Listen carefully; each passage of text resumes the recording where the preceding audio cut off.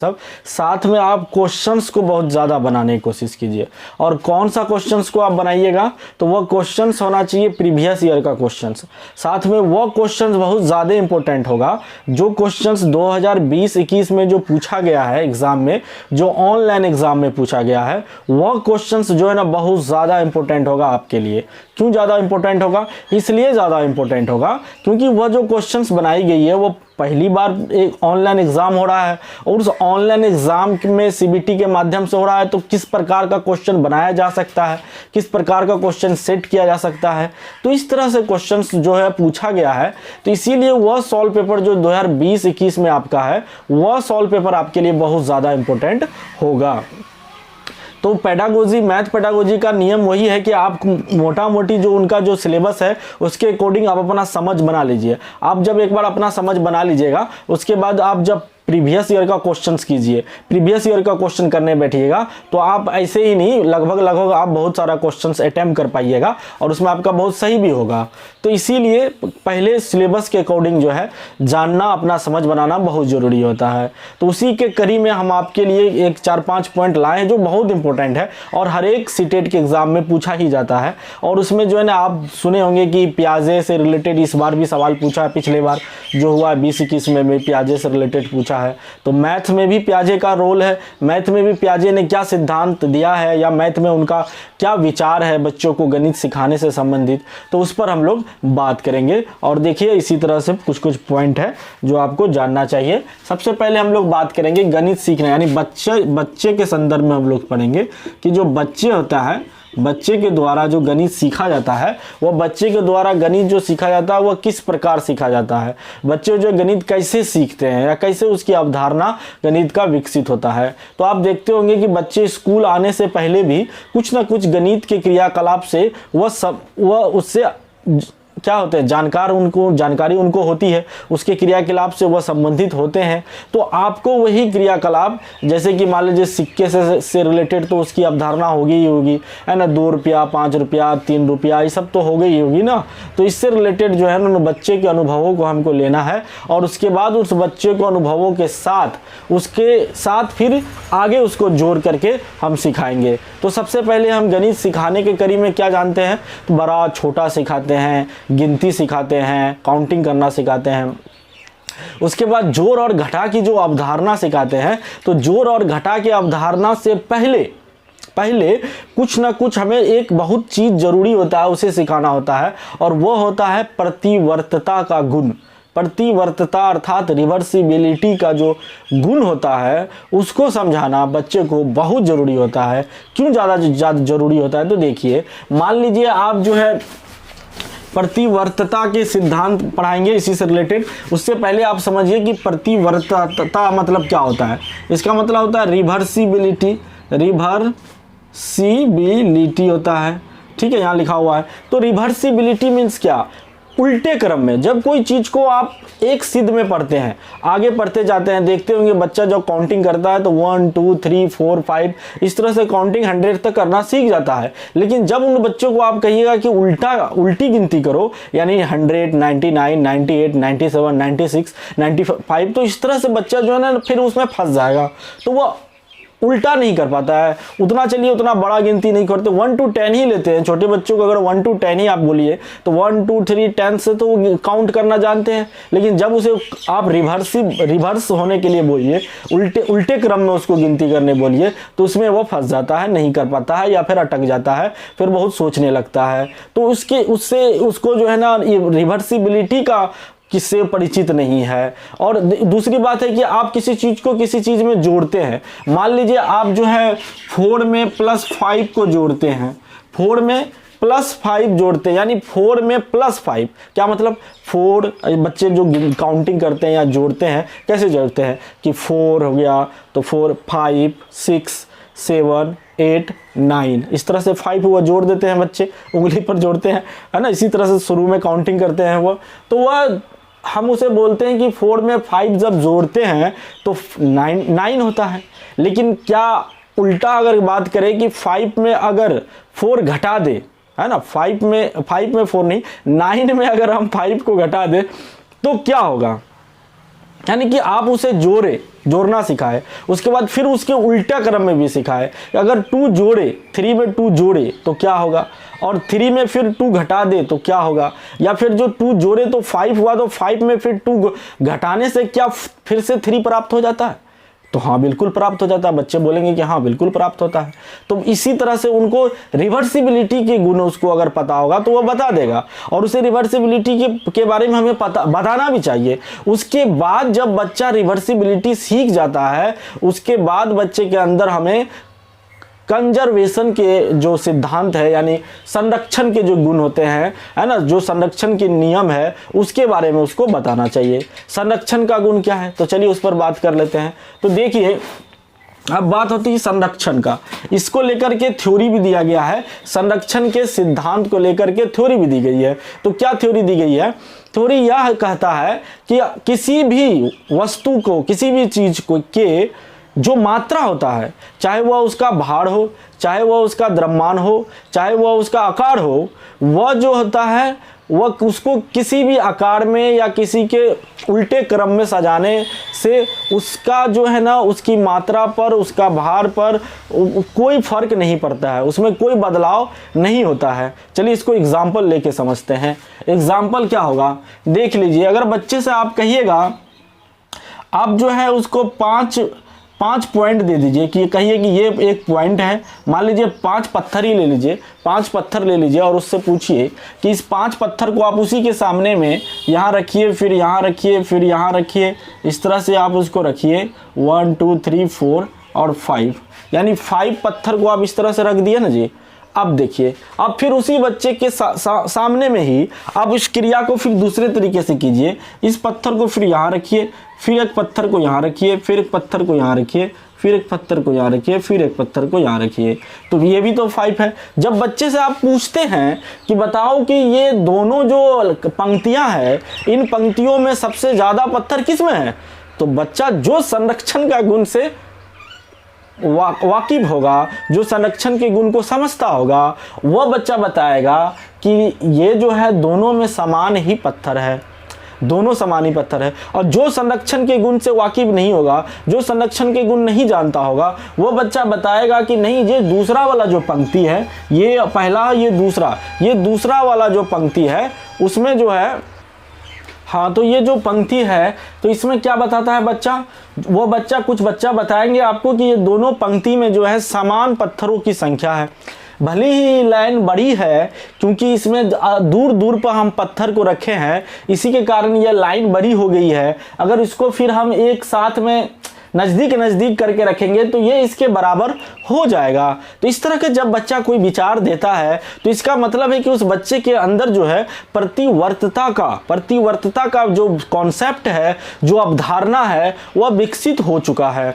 क्योंकि वह जानता है कि एक तरफ से जो हम दूर किए तो वह दूर जब पत्थर को रखे तो वह लंबी हो गई लाइन, लेकिन जब उसे हम नज़दीक रखेंगे तो वह फिर उसी की जैसा लाइन बन जाएगा, जो पहला वाला में लाइन में जितनी पत्थर रखी गई उसी डिस्टेंस में अगर रखे, दूरी पर रखे, तो उतना ही लंबाई के लाइन बनेगी। तो इस तरह का जो बच्चा विकसित करके आपके सामने तर्क देता है, उसका सोच विकसित हो जाता है, तो आप समझ जाइए कि उस बच्चे के अंदर प्रतिवर्तता का जो अवधारणा है वह समझ चुका है।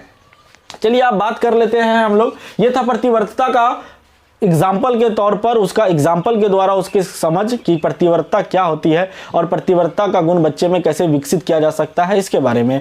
अब बात कर लेते हैं संरक्षण के। तो संरक्षण के बारे में तो हमने कह ही दिया कि उसमें जो उसके भार में जो है ना, उस किसी भी चीज के जो है ना भार में या उसके द्रव्यमान में है ना कोई परिवर्तन नहीं होता है। भले ही उसका आकार बदल दे या उसका जो है ना साइज अलग कर दे या उसके स्थान को बदल दे, उसमें कोई बदलाव नहीं होता है। तो इसके मतलब क्या हुआ, इसका मतलब ये हुआ कि अगर आप देखिए, यहाँ एक एग्जाम्पल के तौर पर दिख रहा भी है कि अगर आप जो है ना एक कागज लेते हैं, एक कागज ले लीजिए आप, उस कागज से आप क्या कीजिए कि उस कागज से आप जो है ना कहिए बच्चे को कि आप जो है ना इसका एक वर्ग बनाइए। बच्चा एक वर्ग बनाएगा, स्क्वायर का निर्माण करेगा, और उसी कागज से क्या एक सिलेंडर बनाइए, एक उसी कागज से वो सिलेंडर बना के देखेगा, फिर उसी कागज से वह क्या घना बनाएगा उतने ही। तो क्या इनके क्षेत्रफल में कोई परिवर्तन होगा? क्या उनके क्षेत्रफल में कोई परिवर्तन होगा? या फिर उनके आयतन में क्या कोई बदलाव होगा? वो एक ही कागज़ से सब कुछ बनाया है। तो आप इसको सोचिएगा, यही एक एग्जाम्पल के तौर पर आप इसको सोचिएगा कि क्या इसमें संरक्षण का नियम लागू हो रहा है या नहीं हो रहा है।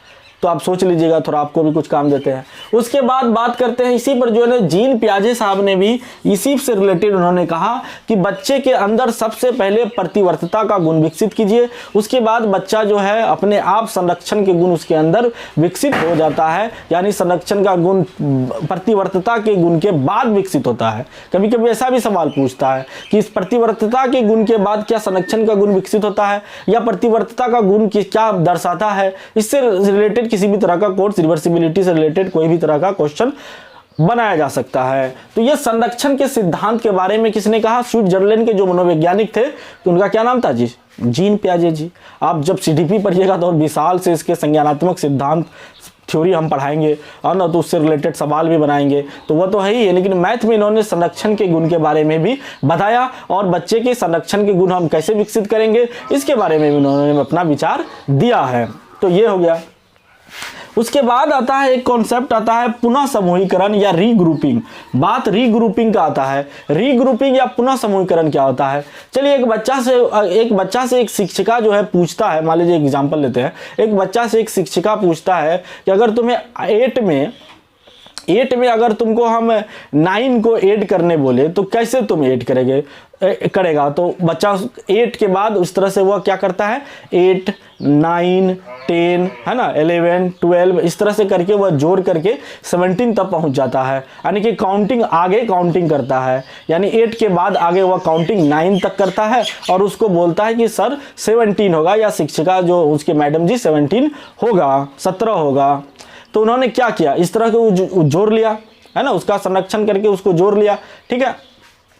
लेकिन जब फिर इसी चीज को वह दूसरे ढंग से बोलता है कि अगर 8 इस तरह से लिख के बोलता है कि 8 और 9 इसको जोड़िए, तो वह फिर जोड़ता है 9, 8, 17। तो वहाँ यह जो है ना, मान लीजिए 17 का इन्होंने 7 न दे करके 1 लिखता है और इकाई 1 बचा लेता है और फिर वह 7 लिख देता है। इस तरह से लिख लेता है कि 9, 8, 17 में 17 इस तरह से होता है, तो बच्चा 1 लिखता है इकाई के स्थान पर और जो 7 होता है उसको दाहिने के स्थान पर लिख देता है। या यहाँ पर कुछ और जोड़ होगा, मान लीजिए यहाँ अगर 1 होगा तो इसमें जोड़ करके 7, 8 करके लिख देगा, वो इस तरह से लिख लेता है। क्या 18 में 9 जोड़िएगा तो 81 होगा कि नहीं? तो गलती, माने बच्चे ने गलती बनाया है। तो इसके पीछे क्या तर्क है, इसके पीछे ऐसा क्यों कर पा रहा है बच्चा, तो उसको हम समझते हैं। या अगर आपसे पूछे कि ये जो 8 या 18 में 19 जब बच्चे को जोड़ने के लिए बोलते हैं,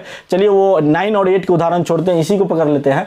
18 में जब 9 और जोड़ने के लिए बच्चे को बोलते हैं, तो 18 के बाद 19, 20, 21 करके वह जोड़ता है और क्या बताता है यहाँ पर कि 27 होता है ना। तो 27 हो जाता है, वो बता देता है। लेकिन जब इसी को हम इस तरह से जोड़ने के लिए बोलते हैं, तो वह बच्चा इस तरह से 9, 8 को जोड़ करके 17 जो होता है उसका 1 लिख देता है इकाई के स्थान पर, और 7 को वह हासिल बचा लेता है और उसको फिर जो दाहिने के अंक पर है उसको में जोड़ करके वह लिख देता है। इस तरह से करता है। तो अगर आपसे पूछे कि क्या यह प्रक्रिया क्या दिखाता है, यह प्रक्रिया क्या दिखा, इस तरह का सवाल पूछा भी है सीटेट में, तो यह प्रक्रिया क्या दिखाता है, तो यह प्रक्रिया जो है पुनर्समूहीकरण की प्रक्रिया को दिखाता है। लेकिन यह पूछे कि यह जो बनाया गया है क्या यह सही है या इसके गलती के पीछे क्या कारण है, तो आप कहिएगा कि इसकी गलती के पीछे क्या कारण है, बच्चे ने क्या गलती किया है। तो बच्चे के अंदर जो है इकाई और दाही या फिर स्थानीय मान का समझ नहीं है। बच्चे को अंदर स्थानीय मान का समझ नहीं है। अब बच्चे स्थानीय मान नहीं जानने के कारण इस तरह से वह जोड़े हैं और वह गलत जोड़ लिया है।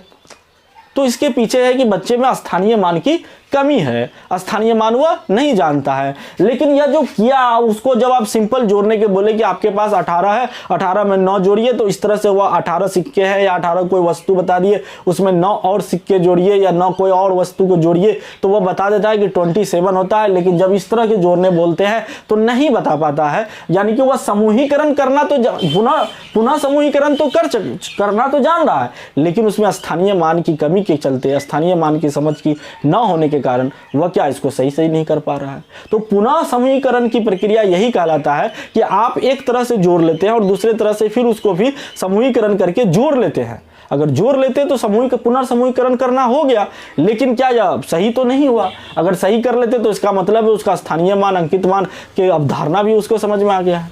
तो इस तरह से सवाल बनता है, यही है रीग्रुपिंग। यानी आप एक तरह से नहीं कई तरह से जोड़ सकते हैं, कई तरह से उसको आप जोड़ सकते हैं या गुना कर सकते हैं। अगर बच्चा को कहा जाता है कि तुम जो है मान लीजिए 18 और 9 को ही जोड़ना है, तो बच्चा कैसे जोड़ेगा? तो बच्चा कहेगा कि सर इसमें हम उन्होंने कहा कि हम ऐसे जोड़े सर, 9 में 1 जोड़ दिए तो कितना हो गया? 10 हो गया ना। अब 10 में बच गया यहाँ 8 बच गया ना, 10 और यहाँ 9 में 1 जोड़ गया तो 10, और 10 में प्लस यहाँ कितना हो गया? 16, और फिर 16 को वह जोड़ लेता है। तो वह इस तरह से भी जोड़ करके वो बताता है कि 9 में अगर 1 जोड़ते हैं तो 10 हो जाता है सर, और यहाँ 1 हम ले लिए यहाँ से तो बच गया 17, और इस 17 को फिर हम जोड़ते हैं तो 27 हो जाता है। या फिर वह किसी और तरीके से भी जोड़ सकता है। वह जोड़ सकता है कि ये 18 है, 18 में से 2 इसमें से ले लिया, 18 2 20 हो गया, तो यहाँ 7 बच गया, और 20 में फिर वह क्या किया, 20 में और 7 जो बच गया तो उसको जोड़ लिए तो 27 हो गया। ऐसे भी जोड़ सकता है। तो बच्चा किसी भी तरह से जोड़ सकता है। बच्चा के अंदर कॉन्सेप्ट अगर है प्रतिवर्तता का, संरक्षण का, तो वह जोड़ सकता है। और उसको आप कमजोर मत समझिए, वह दूसरे तरीके से भी जोड़ सकता है। आप उसे सिर्फ औपचारिक विधि से ही समझाइएगा कि नहीं इसी तरह से जोड़ो, तो वह ठीक है, लेकिन वह अगर अनौपचारिक विधि से भी जोड़ लेता है तो वह भी सही है। उसको भी आप महत्व दीजिए, उससे भी उसको हौसला बढ़ाइए और तर्क करने की शक्ति उसमें विकसित करवाइए, ताकि जितना वह तर्क करेगा उतना वह अधिक गणित सीख पाएगा, क्योंकि गणित का काम ही है तर्क करना। तो इस तरह से जो है बच्चे को आप प्रतिवर्तता यानी पुनः समूहीकरण या प्रतिवर्तता, इस तरह से पुनः समूहीकरण करके आप बच्चे को सिखा सकते हैं। या बच्चे पुनः समीकरण करते ही है, करना जानते भी है वह, और अपना वह उसको अवधारणा को क्लियर कर लेता है। तो चलिए, ये सभी इससे रिलेटेड जो है कई सवाल होते हैं। तो आपने क्या सीखा? तो आज आपने यह सीखा कि बच्चे कैसे सीखते हैं, है ना, बच्चे कहाँ से सीखते हैं, कैसे सीखते हैं, उसके बारे में सीखा। फिर रिवर्सिबिलिटी के थ्योरी के बारे में सीखा कि अगर किसी चीज़ को जोड़ते हुए आगे जाओ और फिर पीछे आए तो फिर वहीं पहुंच जाते हैं हम, इसे रिवर्सिबिलिटी कहते हैं। बच्चे में जोड़ और घटा के संबंध के बाद बच्चे के अंदर रिवर्सिबिलिटी, उससे पहले रिवर्सिबिलिटी आना चाहिए, तब बच्चा जोड़ और घटा का संबंध भी समझ पाएगा। यह भी आपने जाना। और रिवर्सिबिलिटी क्या होता है एक एग्जाम्पल के द्वारा भी आपने समझा। जीन पियाजे ने संरक्षण के बारे में क्या कहा है या रिवर्सिबिलिटी के बारे में क्या कहा है, उसके बारे में भी आपने समझा। और ये सब चित्र देखिए, पुनः समीकरण रीग्रुपिंग के बारे में भी आप समझे। तो इस तरह से आप जो है आज की यहीं तक कॉन्सेप्ट रखते हैं। आपने यह सभी चीज़ों को समझा। इसमें कहीं भी कठिनाई हो या दुविधा हो तो आप हमसे संपर्क कर सकते हैं या हमसे कमेंट करके आप पूछ सकते हैं। और आगे इसी तरह से मेन पॉइंट हम लाते रहेंगे। आप लोग मेरा चैनल को सब्सक्राइब कर दीजिए और लाइक भी कर दीजिए और शेयर भी कर दीजिए अपने दोस्तों को। जैसे जैसे एग्ज़ाम नज़दीक आएगा सीटेट का, तो और ज़्यादा हम एफर्ट के साथ आपके साथ हम साथ में प्रिपरेशन करवाएंगे आपको, और प्रिपरेशन में किसी चीज़ को कमी रहने नहीं देंगे। जब आप एग्ज़ाम का नोटिस आने दीजिए, नोटिफिकेशन सीटेट का जल्द ही आने वाला है, और उसके बाद फिर हम लोग और कंटिन्यू और अच्छे ढंग से क्वेश्चंस के साथ करते चलेंगे। अभी थोड़ा थोड़ा चीज़ समझिए और सॉल्व पेपर को देखिए, उससे क्वेश्चन बनाने की कोशिश कीजिए। ठीक है, तो धन्यवाद आप सभी का।